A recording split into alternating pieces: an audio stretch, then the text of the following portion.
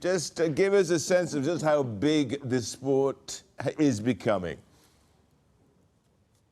Good morning. It's nice to be with you. Well, personally, I've counted just since the beginning of this year, 19 new brands coming into Formula One. We're talking about companies like Cisco, WebEx, Cognizant, the IT company, Peroni, the beer brand owned by Asahi, Herjavec and SentinelOne in cybersecurity. So if you add those to people like Saudi Aramco, DHL, Emirates, Rolex, and so on that have been global partners of Formula One for a while, I think you can see the attractiveness of Formula One. It's a sport that is the most popular annual global sporting series. Of course, the FIFA World Cup, the Olympics, perhaps are bigger, but they happen every 4 years, not every 2 weeks. And the TV audience now globally averages about 90 million for every Grand Prix. The fan base skews to higher income groups and to decision makers. It's a very attractive marketplace for brands to be, and perhaps more important than the fans is the perception of Formula One. It's the values that you associate with it tend to be entirely positive. They're about aspiration, being international, innovative, fast,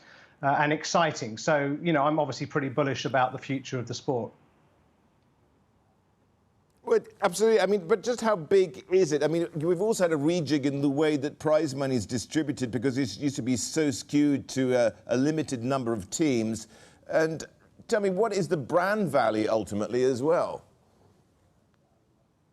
Well, the key point that you've made there is that the criticism in the past has been it's too predictable. The top teams are taking all the glory. And that was because essentially they had plenty of money to spend and they were able increasingly to consolidate marginal gains from expensive technology. And what Formula One has done basically is put into place, first of all, a redistribution of the prize fund. Ferrari are still going to benefit because of their historical status with a 5% bonus before the rest of the money is then distributed by performance. So there's certainly an improvement in that area. Secondly, Formula One have now put in place a budget cap to restrict how much money you can spend. It starts this year at $145 million and trails down to 135 over the next 2 years. That's significant. It's a big change from teams like Mercedes spending currently, well over 300 million on those parts. And then what you can spend it on is also going to change. Formula One is going to, in the future years, restrict what you can buy, basically. Now you're going to have to use more standardized parts. The teams will share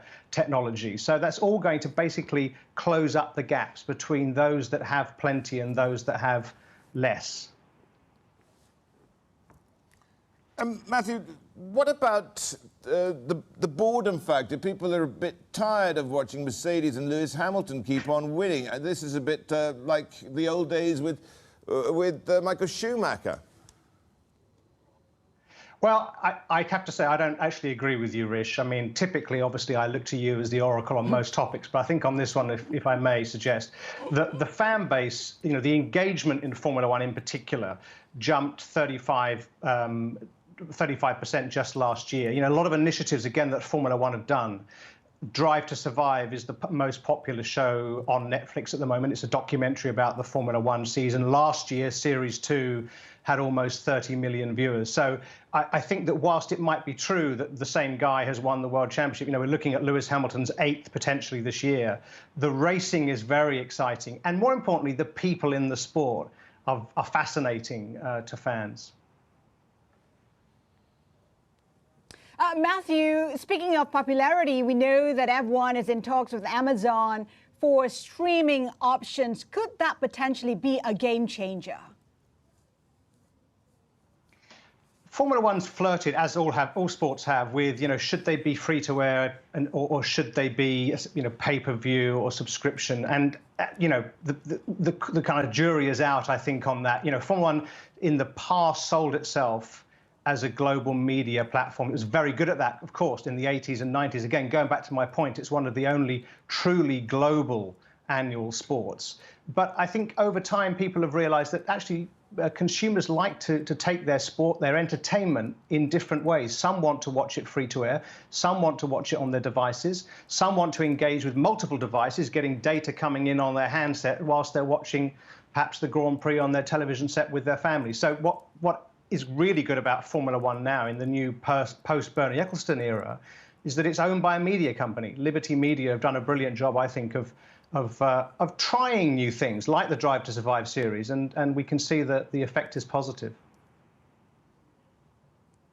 The hot topic in F1, like in other sectors and industries, is sustainability. Where are discussions on that? Because, I mean, I think there's pretty much consensus that won't happen anytime soon.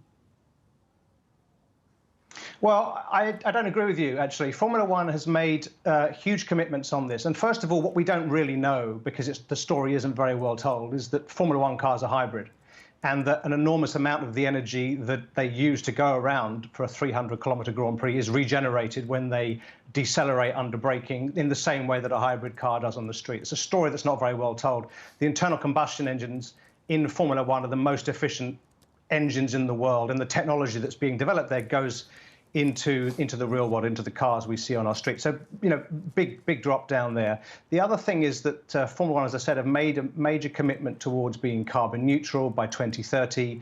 There's next year's Bahrain Grand Prix, a year from now. The entire Grand Prix will be, just announced this week, will be entirely powered by regenerated or sustainable energy sources. So there's all sorts of things that Formula One are coming up with. And because it is a sport, it is entertainment, but it's on a bedrock of technology and innovation. It's actually, I think, the sport that's best placed to make a change in the world, not just, if you like, react to what consumers now demand. Matthew, last question, and it's the obvious one. Who's going to win this season? Well, look, I think the fans are going to win. I mean, I know I would say that, but, on track, we're going to see a battle between Mercedes and Red Bull Racing. We're going to see between those two. Lewis Hamilton aiming for his 8th World Championship. Max Verstappen, age 23, aiming for his 1st. But we've then got 5 teams. We've got Ferrari, we've got McLaren, Aston Martin, Renault's Alpine, and Red Bull's 2nd team, AlphaTauri. You can't put a cigarette paper between them. Those are the guys fighting to be best of the rest. And so the racing on track is going to be really exciting. I can't wait for the lights to go out on Sunday afternoon.